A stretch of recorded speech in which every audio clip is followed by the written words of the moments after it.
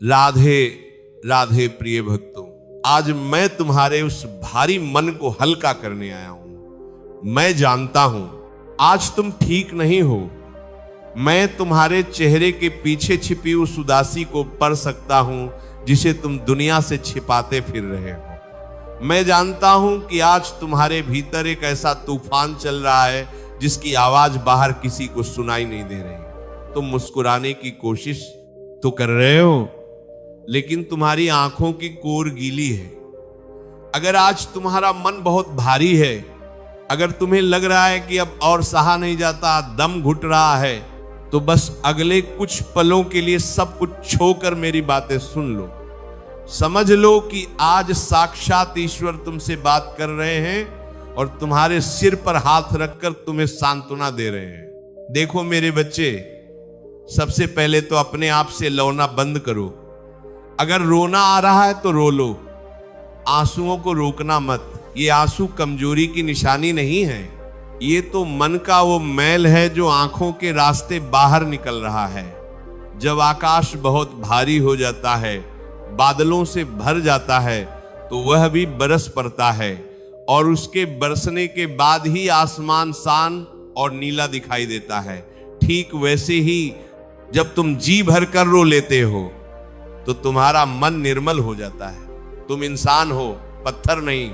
दुख होगा, पीड़ा होगी और मन भारी भी होगा। ये जीवन का हिस्सा है, इसे अपनी हार मत समझो। समाज ने हमें सिखाया है कि रोना नहीं चाहिए, लेकिन मैं कहता हूं कि ईश्वर के सामने रोने से मन की सारी ग्रंथियां खुल जाती हैं। जरा शांत होकर विचार करो, ये भारीपन किस बात का है?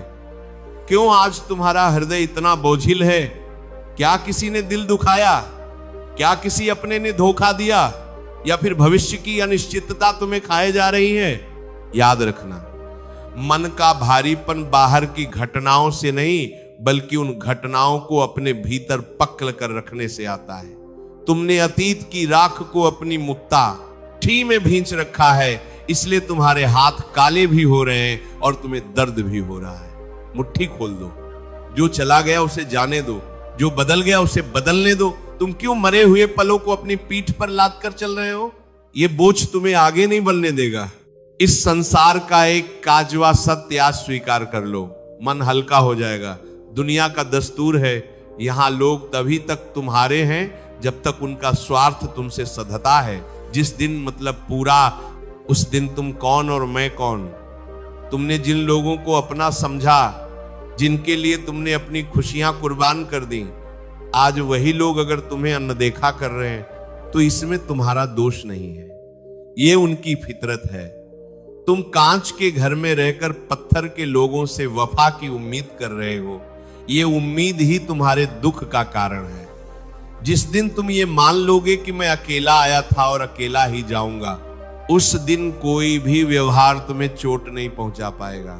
जब मन भारी होता है तो सबसे बड़ा झूठ जो हमारा दिमाग हमसे बोलता है वो ये है कि मैं अकेला हूं, मेरा कोई नहीं है, मुझे कोई नहीं समझता। नहीं, ये झूठ है। जब दुनिया के सारे दरवाजे बंद हो जाते हैं, जब अपने भी मुंह फेर लेते हैं, तब भी एक दरवाजा हमेशा खुला रहता है और वह है मेरे गोविंद का दरवाजा। वह देख रहा है, वह तुम्हारे हर एक आंसू का हिसाब रखेगा। उसे सब पता है कि तुमने किसके लिए कितना किया, तुमने कितनी रातें जागकर बिताई, तुमने कितनी बार अपना अपमान घूंट पीकर सहा।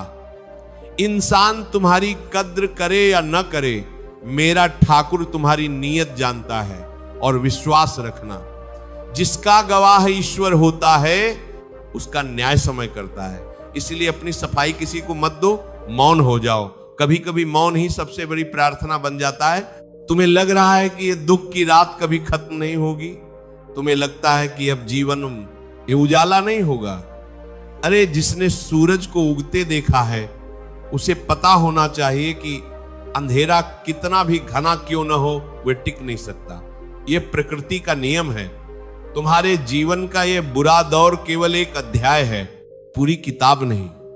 पन्ना पलटो, आगे बहुत कुछ सुंदर लिखा है।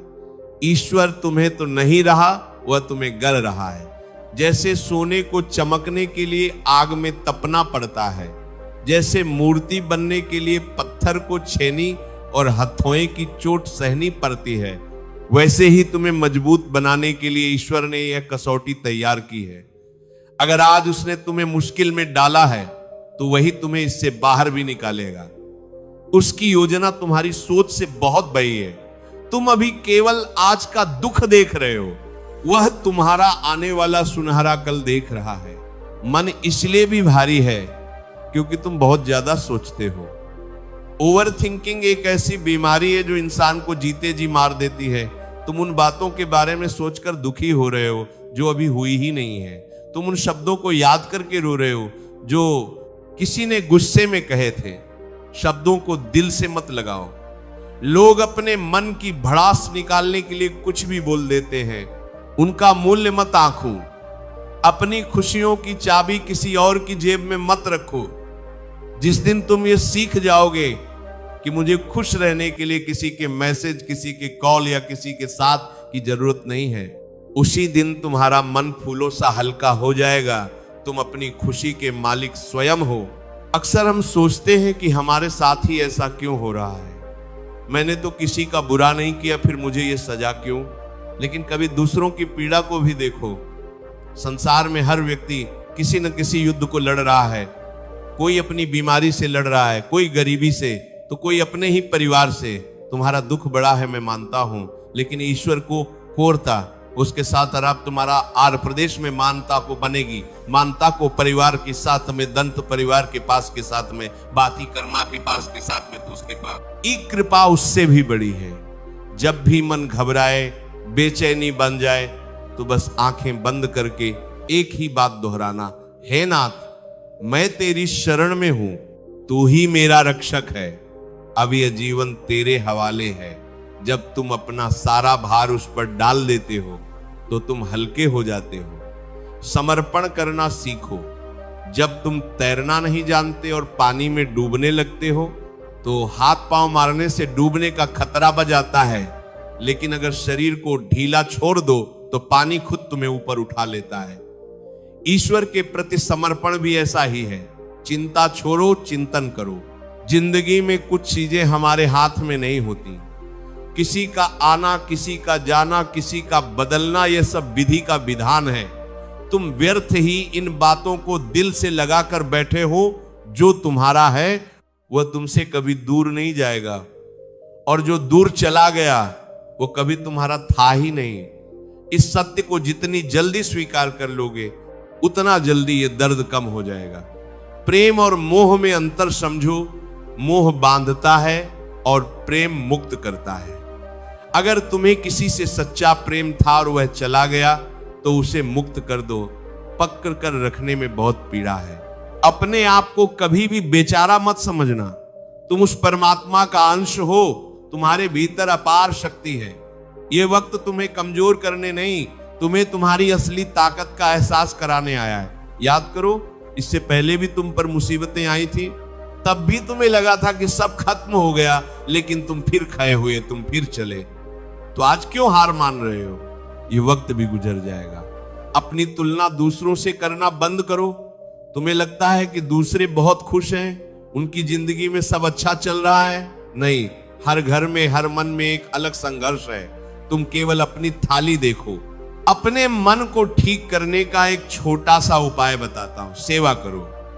जब हम अपने दुख में डूबे रहते हैं तो दुख पे आँच जैसा लगता है, लेकिन जब हम किसी और के आंसू पहुंचते हैं, किसी भूखे को भोजन कराते हैं या किसी बेजुबान जानवर की सेवा करते हैं, तो हमारा मन अपने आप ठीक होने लगता है। दूसरों का भला करने में जो सुकून है वह दुनिया की किसी दवा में नहीं है। अपने कमरे से बाहर निकलो, प्रकृति के बीच जाओ, देखो पेड़ पौधे, हवा, सूरज सब अपने समय पर काम कर रहे हैं, कोई शिकायत नहीं कर रहा। तुम भी प्रकृति का हिस्सा हो, तुम्हें भी संभलना होगा। और एक बात बहुत गहराई से समझ लो, क्षमा करना सीखो। दूसरों को नहीं, अपने आप को। तुम अपने आप को बहुत दोष दे रहे हो। मैंने ऐसा क्यों किया, मैंने उस पर भरोसा क्यों किया। अब जो हो गया उसे बदला नहीं जा सकता। अपनी गलतियों से सीखो और आगे बढ़ो। खुद को सजा देना बंद करो। तुम भी इंसान हो, तुमसे भी गलती हो सकती है। ईश्वर ने तुम्हें माफ कर दिया है, अब तुम भी खुद को माफ कर दो। आज रात जब सोने जाओ तो अपना सारा बोझ, सारी चिंताएं, सारी शिकायतें, सारे गिले शिकवे एक पोटली में बांधकर अपने सिरहाने मत रखना। उसे मानसिक रूप से भगवान के चरणों में रख देना। उनसे कहना, हे प्रभु, मैं थक गया हूं, अब यह बोझ मुझसे नहीं उठता। मैं अपनी सारी समस्याएं तुझे सौंपता हूं, अब तू ही संभाल। और देख लेना, सुबह जब तुम उठोगे तो एक नई ऊर्जा, एक नई उमंग तुम्हारे भीतर होगी। नींद भी अच्छी आएगी और मन भी शांत होगा। तुम बहुत कीमती हो। किसी एक व्यक्ति, किसी एक असफलता या एक परिस्थिति के कारण अपने अनमोल जीवन को, अपनी मुस्कान को नष्ट मत करो। तुम खिलने के लिए बने हो, मुरझाने के लिए नहीं। आत्महत्या या हार मान लेने जैसे कायरतापूर्ण विचार मन में मत लाना। अभी तुम्हारी कहानी का अंत नहीं हुआ है। अभी तो बहुत से पन्ने बाकी हैं। अभी तो तुम्हें जीतना है। अभी तो तुम्हें दुनिया को दिखाना है कि तुम किस मिट्टी के बने हो। धैर्य रखो। समय सबसे बड़ा मरहम है। बड़े से बड़ा घाव भी समय के साथ भर जाता है। बस आज का दिन निकाल लो, कल का सूरज नई उम्मीद लेकर आएगा। विश्वास रखना, जिसका कोई नहीं होता उसका खुदा होता है, और वह खुदा, वह कृष्ण, वह राम, वह महादेव पल पल तुम्हारे साथ चल रहा है। अब एक गहरी सांस लो और छोड़ दो। अपने कंधों से उस अदृश्य बोझ को उतरता हुआ महसूस करो। चेहरे पर एक हल्की सी मुस्कान लाओ, दिखावे के लिए नहीं, बल्कि उस ईश्वर के लिए जिसने तुम्हें ये जीवन दिया है। और मेरे साथ पूरे विश्वास से मन ही मन कहो, सब ठीक होगा, मेरा वक्त बदलेगा, मेरा गोविंद मेरे साथ है। अगर ये विचार, ये सत्संग आपके घायल हृदय तक पहुंचा हो और आपके मन को थोड़ी भी शांति मिली हो, तो इसे केवल अपने तक मत रखना। शायद कोई और भी है जो इसी दर्द से गुजर रहा है, उस तक ये वीडियो पहुंचाना। इसे लाइक करें, चैनल को सब्सक्राइब करें और बेल आइकन जरूर दबाएं, ताकि ऐसे ही जीवन बदलने वाले विचार आपको निरंतर मिलते रहे। कमेंट में अपने दिल का सारा बोझ उतारते हुए कमेंट बॉक्स में पूरे प्रेम से लिखिएगा, राधे राधे, जय श्री कृष्णा।